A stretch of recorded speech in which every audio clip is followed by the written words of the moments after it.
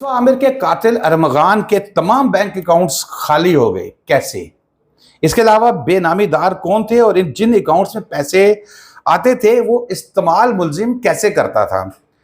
Money laundering के लिए कौन कौन से सफ़े अव्वल के बैंक इस्तेमाल किए गए और उनमें कौन कौन लोग शामिल थे? मुलजिम अमरीकी शहरियों को कैसे बुद्धू बनाता रहा? आम आदमी से बैंक क्या सलूक करता है और इस तरह के लोगों को कितनी छूट दी जाती है? FIA सरगर्मियां जो है उन्होंने सरगर्म हो गई इस हवाले से और बड़ों की शनाख्त मुकम्मल कर लिया। जी जनाब, अब हम बात करेंगे मुस्तफ़ा आमिर कत्ल केस के मुलजिम, मरकजी मुलजिम अरमगान के हवाले से।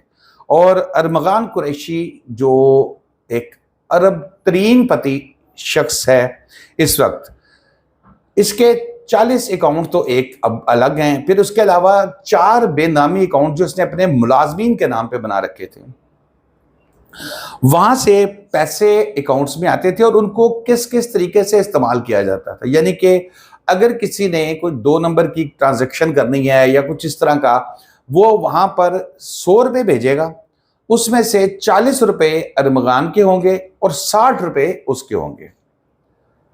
कारोबार धंधा चारों मुलाजमीन के अकाउंट्स और 40 अकाउंट्स दीगर थे जो मैंने आपको बताया कि मुख्तलिफ बैंकों के अंदर, मुख्तलिफ ब्रांचों के अंदर, इसके अंदर मनी लॉन्ड्रिंग के लिए इस्तेमाल किए जाते थे।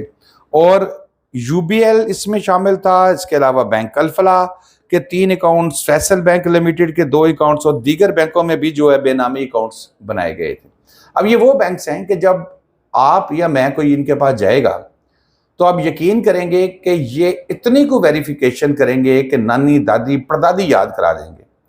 हल्की सी उसके ऊपर होगा नहीं, ऑब्जेक्शन ऑब्जेक्शन, और यहां पर ये अरबों रुपए की ट्रांजैक्शन होती है मुबैना तौर पर और पूछने वाला कोई नहीं है।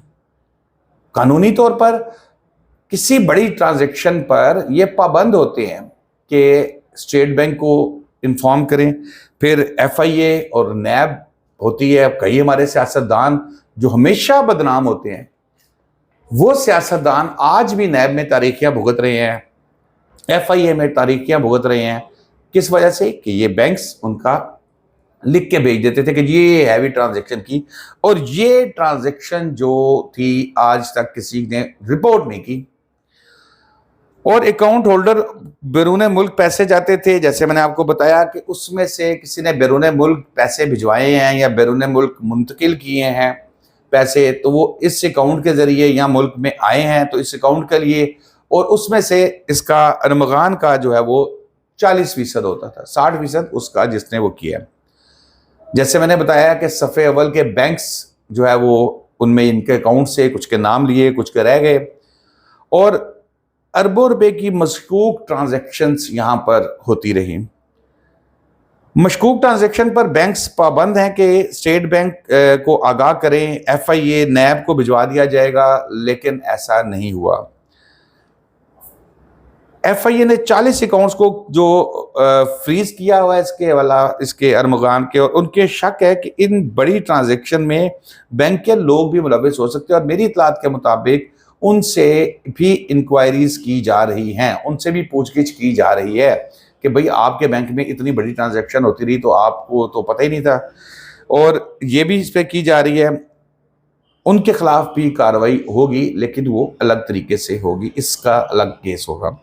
ये तमाम पैसा कॉल सेंटर्स की कमाई से मुलाजमीन ने बहुत कुछ कमाया। अब कॉल सेंटर्स में यहाँ बैठ के इनके जो लोग थे वो गोरों को भी बुद्धू बनाते थे, और गोरों के बैंक की डिटेल्स हासिल कर ली वहाँ पे जो इनकी टीम काम कर रही है उसने, और उसके बाद कॉल सेंटर्स के ज़रिए उनको उनका डाटा लेके और उनसे पैसे, उनके डाटे से, उनके जो अकाउंट्स हैं उनसे खाली करा दिए जाते थे।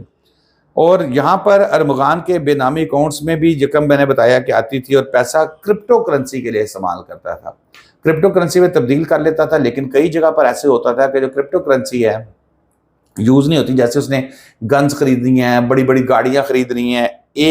पिछले 2 साल में 8 कीमती गाड़ियाँ इसने खरीदी और फिर बाद में फ़रोख्त भी कर दी। FIA की तलाशी के दौरान मज़ीद 18 लैपटॉप्स निकल आए हैं। अब बात ये शुरू हुई थी मुस्तफ़ा आमिर मकतूल, उनके कत्ल पर, اور یہ نکلتے ہوئے کہاں سے کہاں پہنچ چکی ہے۔